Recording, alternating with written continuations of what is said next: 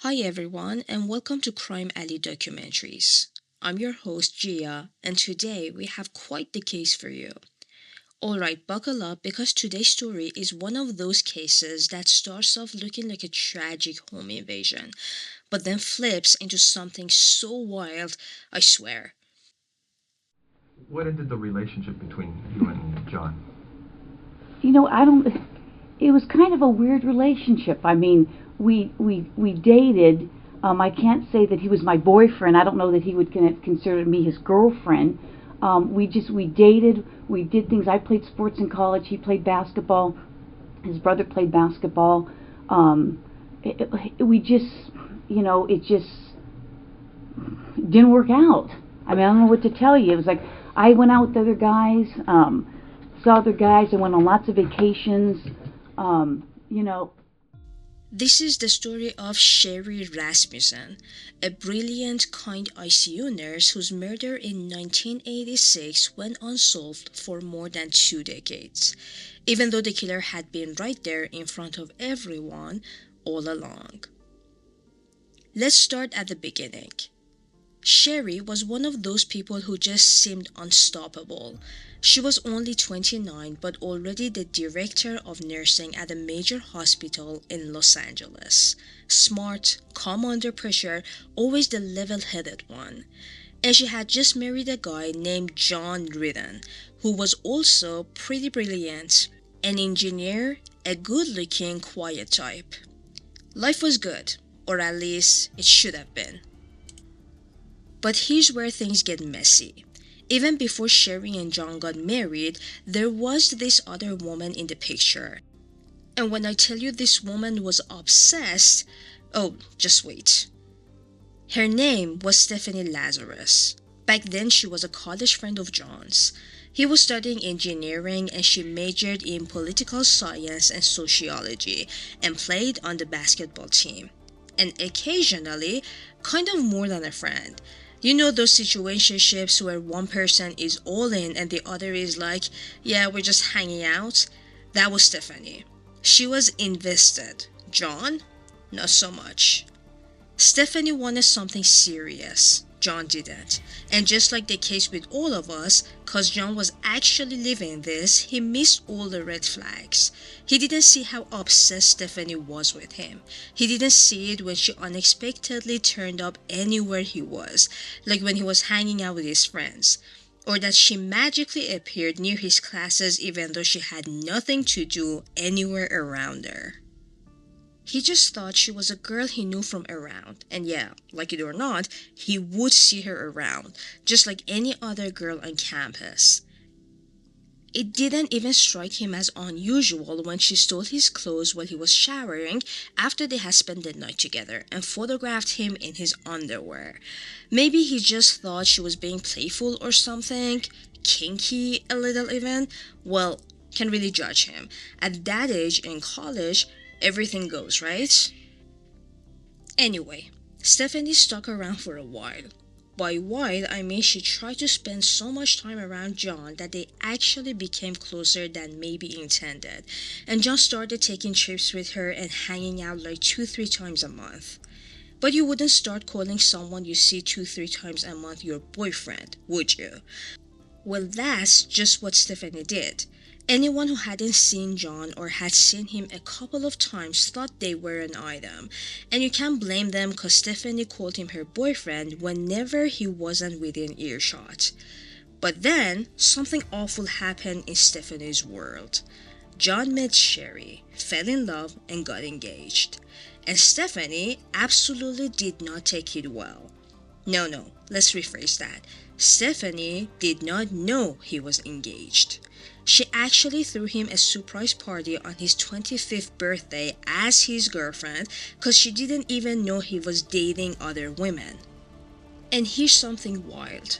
By the time this was all happening, Stephanie had already become a Los Angeles police officer. Yup, a cop. With a badge, a gun, and apparently an ego big enough to think she could do whatever she wanted.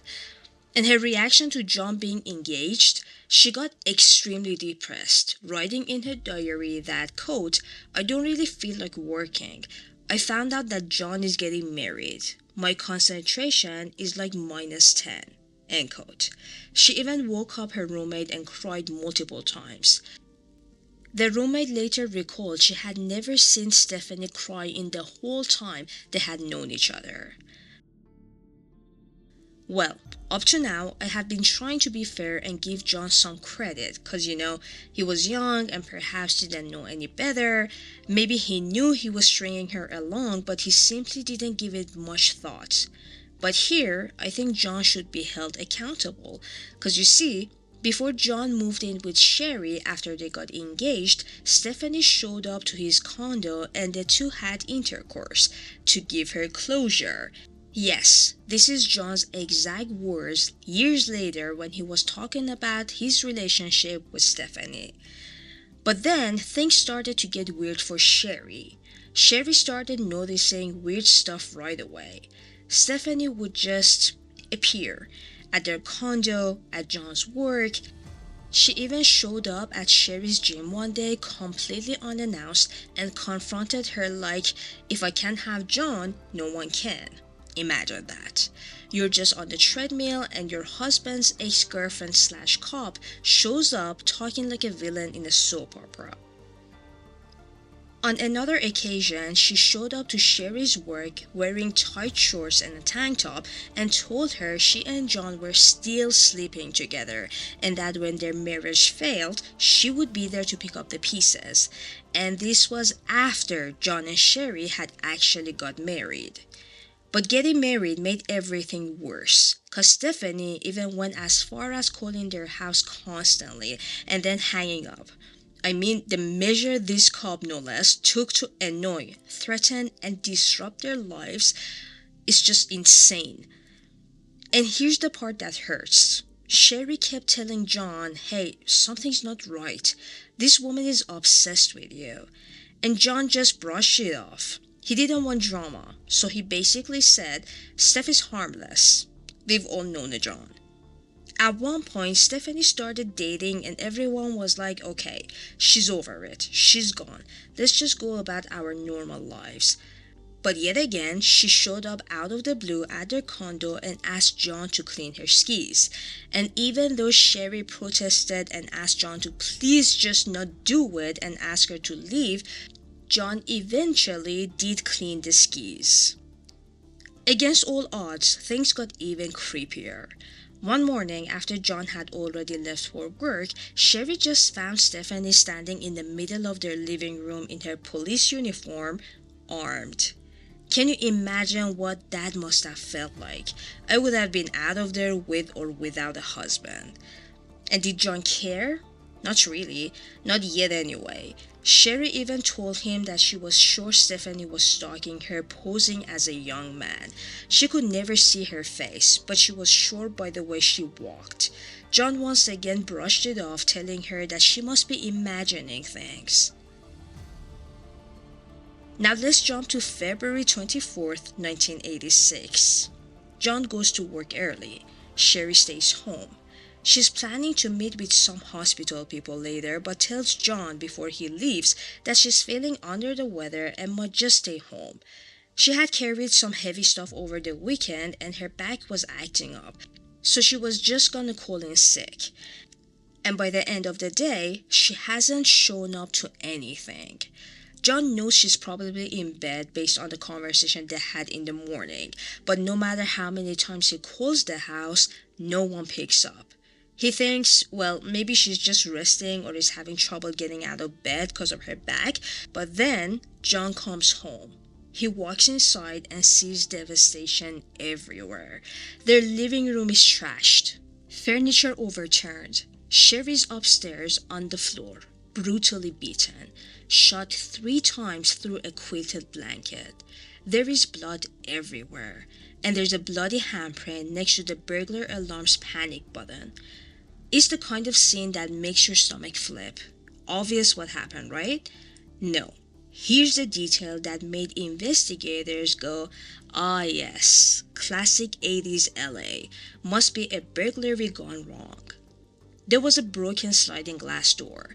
A few rooms looked tossed. A VCR and Sherri's car were missing. Case closed. Except, if you look even a little closer, nothing makes sense.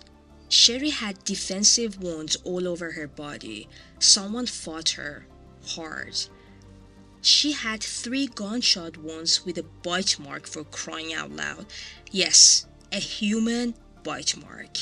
What kind of a burglar stays long enough to assault, bite, and kill, all while taking a VCR?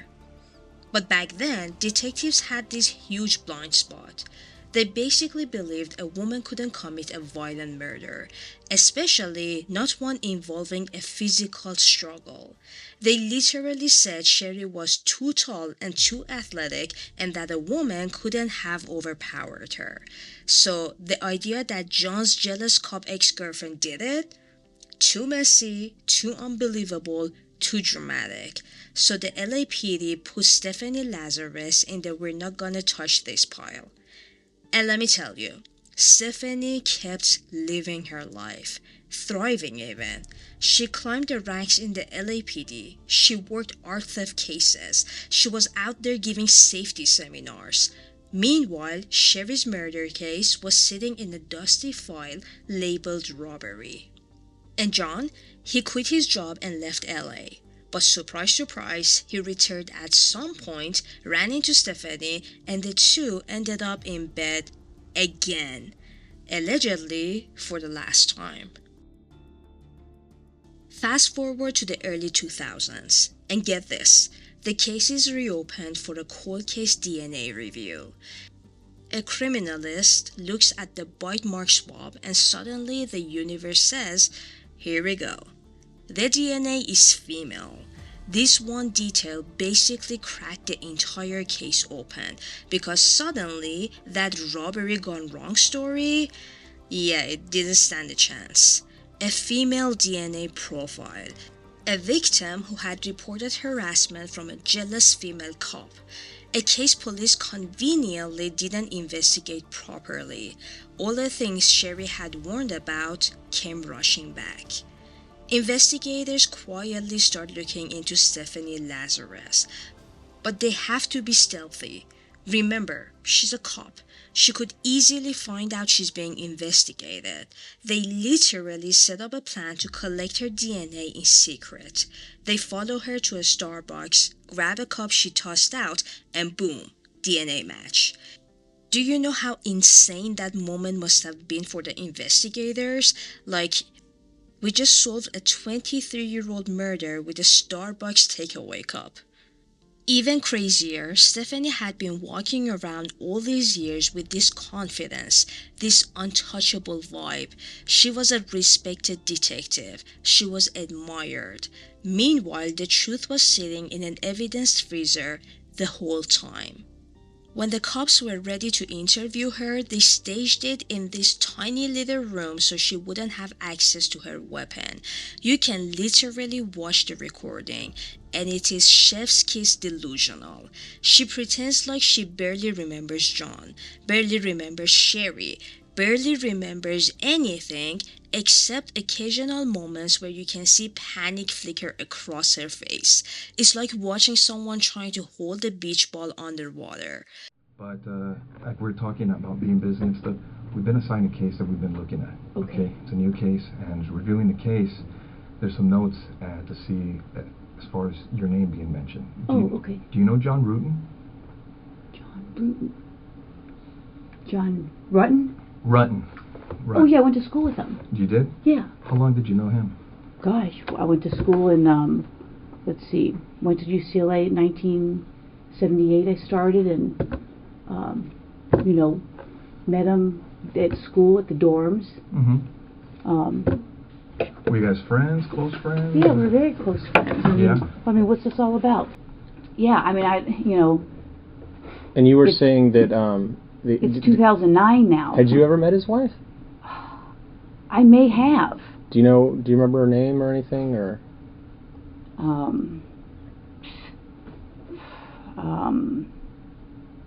Or what she did for a living, or where she worked, or anything about her? Well, I think I'm going to say that I think she was a nurse. Man, I can't remember how he said he met her. Yeah, I mean, it's been so long ago. Finally, in 2009, Stephanie Lazarus, now a veteran LAPD detective, was arrested for the murder of Sheri Rasmussen. And here's the part that always gets to me. Clues pointing to Stephanie were there from day one. Sheri literally told people she felt unsafe. She described Stephanie's jealousy, her stalking, her confrontations, but back then, nobody believed her. The case went to trial in 2012, and the story came out exactly as everyone suspected. Stephanie went to the condo while John was at work. She confronted Sheri. Things turned violent, and Sheri, strong, tall, athletic Sheri, fought for her life. She scratched, she kicked, she bit, but Stephanie had a gun, and she used it. At one point, I mean, he may have been dating her, or I don't know, maybe he was married. I don't even remember. And I'm like, you know what? Why are you calling me if you're either dating her or living with her or married to her? Because I honestly don't remember the time frame. And I'm like, come on, knock it off. And now I'm thinking I may have gone to her and say, hey, you know what?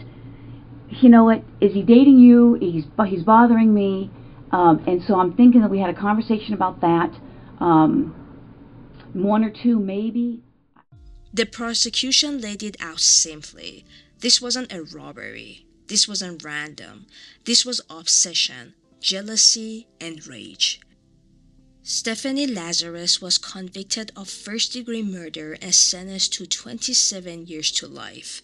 After more than 2 decades, justice finally came.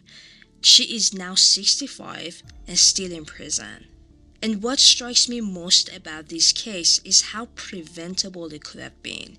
Sheri saw the danger. She felt it. She tried to tell people. But back then, jealous ex-girlfriends weren't taken seriously. Stalking laws barely existed, and a female officer being violent? Unthinkable.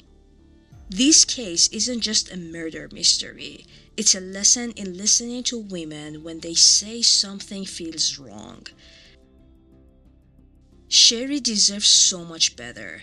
And Stephanie Lazarus, she lived 23 years thinking she got away with murder, until science and one carelessly discarded coffee cup said otherwise.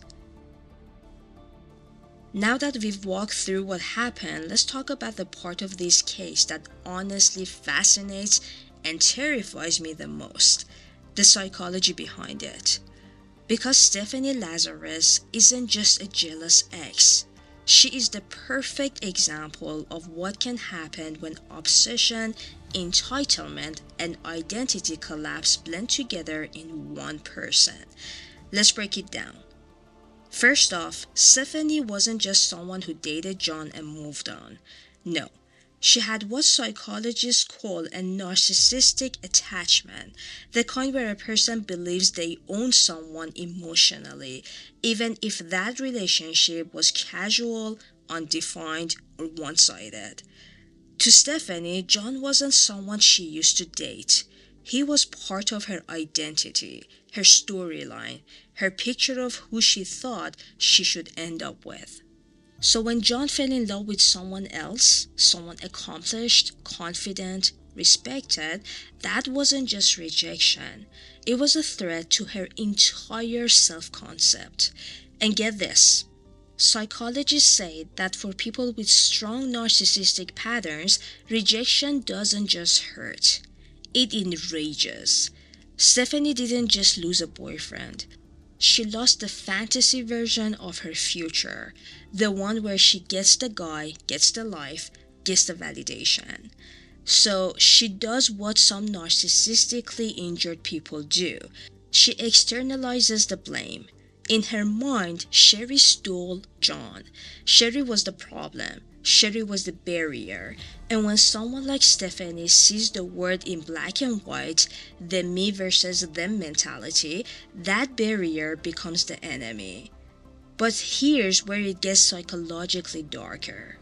Stephanie wasn't just an ex, she was a police officer, and being a cop gave her power, authority, a sense of invincibility, and an identity rooted in control. These kinds of identity structures can create what psychologists call power entitlement, the belief that normal rules don't apply to you and that your feelings justify your actions. Combine that with obsessive jealousy, and you have a very dangerous cocktail. Let's talk about the stalking like behavior leading up to the murder, because this is textbook escalation. Stephanie was showing up at the condo uninvited, at John's work, at Sherri's gym. She confronted Sherri directly, which is a huge tell. People with narcissistic jealousy often do this thing where they try to intimidate their rival to reclaim control. That moment when she told Sherri something like, "If I can have him, no one can," that wasn't just a dramatic line. That was a psychological threat. She was basically saying, "I decide how this ends." But the most chilling psychological aspect, Stephanie didn't plan this murder like a stranger. She planned it like someone who knew Sherri's schedule, John's routines, and the layout of the house. She used proximity as a weapon. And get this, research on intimate rival homicides shows that the killer often has prior confrontations, obsessive attachment to the partner, identity crisis triggered by rejection, and a belief they are losing control. That is literally Stephanie. Now let's talk about the actual moment of violence. This wasn't a quick murder. It was personal, emotional, frenzied, up close. The beating, the struggle, the bite mark. That's what psychologists call overkill indicators, which usually mean the killer wasn't just trying to eliminate the person. They were releasing rage. They were punishing them. This wasn't about eliminating a romantic rival. This was about destroying the symbol of her rejection.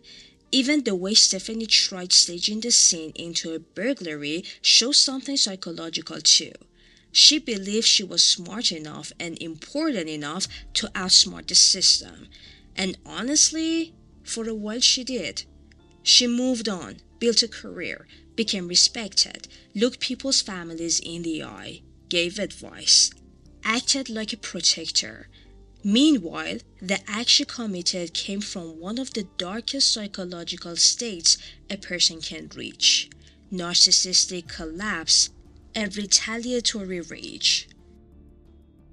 Now let's flip to the psychological tragedy on Sherri's side. Sherri felt unsafe. She was sensing the threat correctly. Women have strong intuition about this kind of danger, and she tried to warn people. But the psychology of the era, the disbelief in female aggression, the minimizing of jealous exes, the underestimation of female-to-female violence all worked against her. Sherri was unheard, dismissed, invalidated, and that's a psychological wound we still see today in similar cases. Finally, let's look at Stephanie after the crime. The calm, the career success, the normal life. This is what researchers call compartmentalization, the ability to seal off one part of yourself and live in another. Some people can sit with a secret like that for decades without cracking. She didn't confess, she didn't spiral, she didn't avoid police work. She walked straight into a profession built on morality and justice. That's a level of psychological compartmentalization you typically only see in people with extremely rigid internal walls, narcissistic features, and an ability to justify their behavior to themselves. In her mind, she probably told herself she had no choice, that Sherri provoked her, that fate was against her, or simply that she deserved John more. And that mental loop, that self-justifying story, allowed her to sleep at night, until the DNA said otherwise. The psychology of this case isn't just one of jealousy. It's a story about the danger of entitlement, unchecked obsession, identity collapse, ignored intuition, and the illusion of invisibility. It reminds us how thin the line can be between a respected professional and a person capable of catastrophic violence. And honestly, that's the part that gives me chills every single time. On this case, this occurred in '86, right? Detectives processed the scene, things of that nature. They did fingerprints and all that stuff. You know the standard stuff. I mean, you've been doing this longer than I have. Well, I don't know about that. I got 26 years on, Yeah. going on 26. 19, so. But, as they processed everything, they did the best they could at that time, and they looked at a lot of people and different things in this case. And you're right. I mean, if you guys are claiming that I'm a suspect, then, I got a problem with that. Okay. Okay? So, if you're doing this as an interrogation, you're saying, hey, I'm a suspect. Well, now I got a problem with, now you're accusing me of this? Is that what you're saying? We're trying to figure out what happened, Stephanie. Well, I'm just saying, do I need to get a lawyer if you're accusing me of this? You don't have to. I mean, I'm just, you're here of your own free will. I mean, no. you don't, I know, but I mean, you're not a. Give me 1 second. Okay, Stephanie. You have the right to remain silent. Do you understand? yes, Anything you say may be used against you in court. Do you understand? yes, You have the right to the presence of an attorney before and during any questioning. Do you understand? yes, If you cannot afford an attorney, one will be appointed for you free of charge before any questioning if you want. Do you understand? yes. Do you want to talk to us right now? No. Okay. all right. Okay. This then. is crazy. Okay.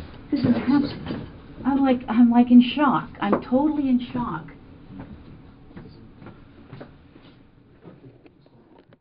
Thank you for joining me on this episode of Crime Alley Documentaries. Until next time, stay smart, stay safe, and stay vigilant.